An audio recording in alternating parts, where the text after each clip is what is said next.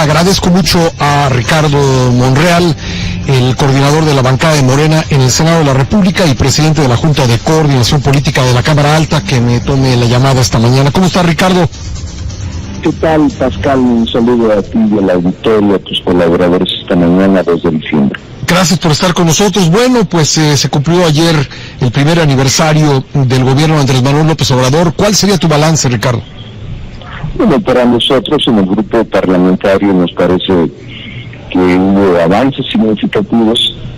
Yo estimo que hay una agenda legislativa única, sin igual, inédita. Claro, en algunos otros sexenios también se presentaron modificaciones constitucionales, pero en materia legislativa se ha avanzado. Ahora bien, en materia política y en políticas públicas, yo pudiera destacar 3 cosas: la profundización de la política social, el combate a la corrupción y el proceso de austeridad en la política de Estado, denominada austeridad republicana, que predomina en el gobierno, y el que ha habido ahora ya una lucha contra todos aquellos que han delinquido o que han cometido delitos sin protección, sin complicidad, sin mantos de impunidad. Faltan también, hay también pendientes, pero a mí me pareció incluso ayer el mensaje más cuidadoso, menos polarizante, informativo sobre lo que se ha hecho en materia económica, en materia política, en materia social, en materia de política internacional y de relaciones internacionales.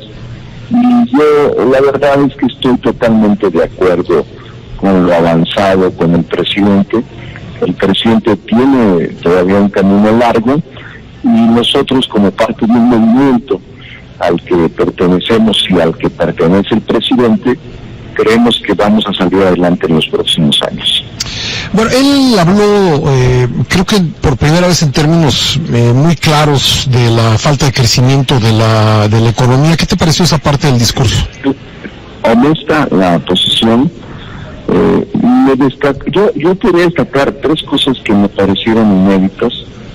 Este reconocimiento de que no hubo crecimiento, aunque hay una distribución del ingreso más equitativa, pero que esperaba que hubiese mayor crecimiento en los próximos meses. Me pareció muy honesta la parte de aceptarlo. Segundo, me pareció también muy sincera la parte de la seguridad, donde también aceptó que la inseguridad no había cesado y que a pesar de que se presentaron en algunos elementos de censos, en su mayoría la inseguridad, el crimen organizado, la delincuencia continuaba lamentablemente. Ese es el otro pendiente desde mi punto de vista, Pascal.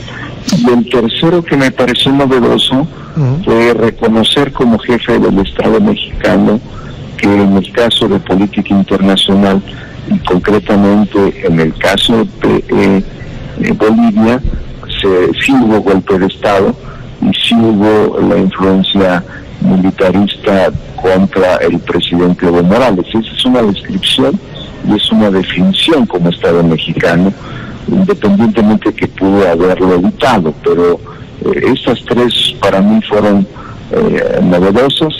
Claro, esta última es muy polémica, pero finalmente así lo pronunció él como jefe del Estado mexicano, quien conduce la política internacional. Él decía ayer también que faltaba un año para consolidar el cambio. ¿Tú coincides con esto? Sí, él comentaba que este año que falta, o sea, el segundo año, quedarían fijadas las bases para este proceso de cambio de régimen.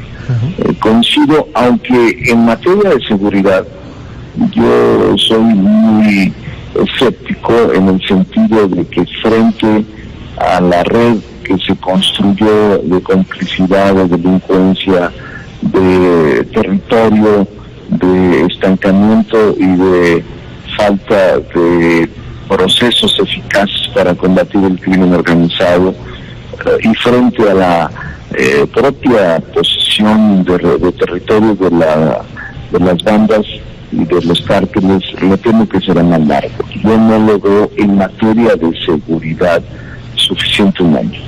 Veo que están entronizados los cárteles y la lucha contra ellos será muy difícil. Yo veo ahí en el tema de seguridad pública un proceso más largo, pero en lo demás creo que sí es un año el que se ha planteado para fijar las bases firmes, las bases generales del nuevo proceso político que vive México, al que le denominamos la cuarta transformación o cambio de régimen o una profunda transformación de las instituciones.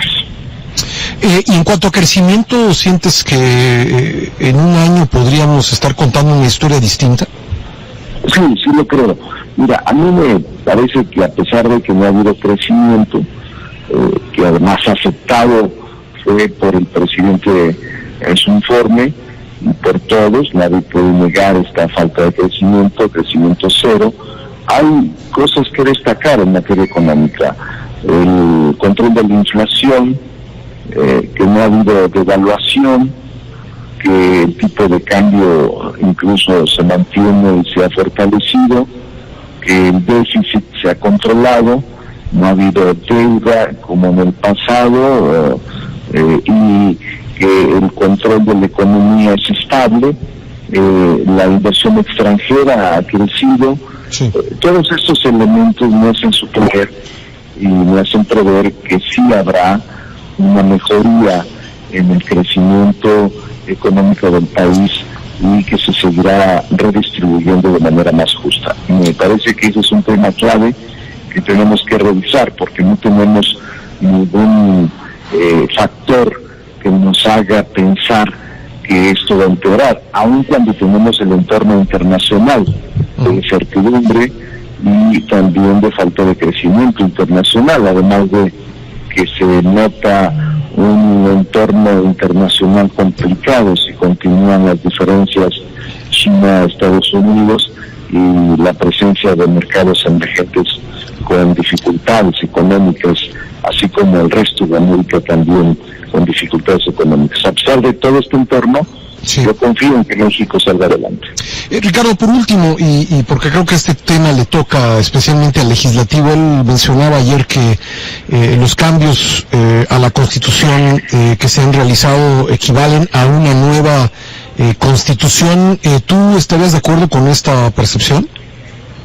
Es una expresión que yo respeto, pero sí ha habido cambios.